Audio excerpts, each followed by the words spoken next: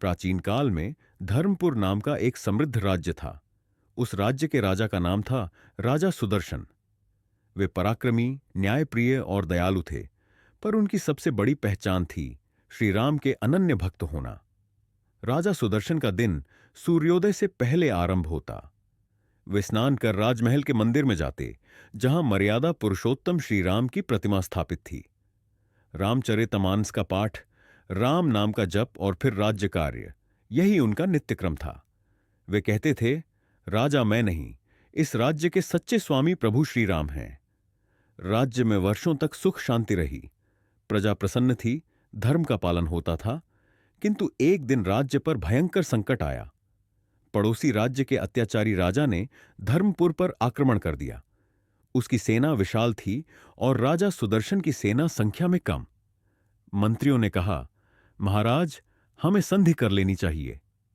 पर राजा सुदर्शन शांत स्वर में बोले, संधि अन्याय से नहीं होती।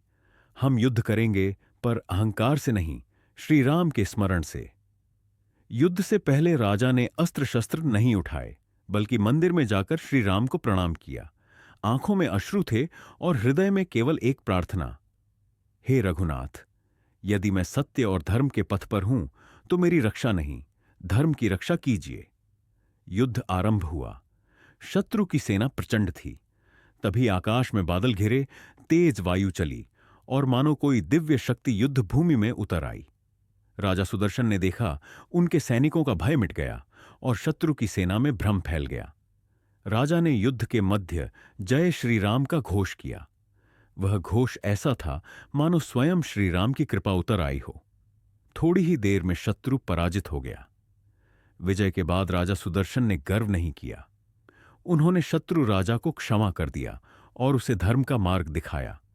यही श्री राम भक्ति का प्रभाव था, जहां विजय में भी करुणा थी।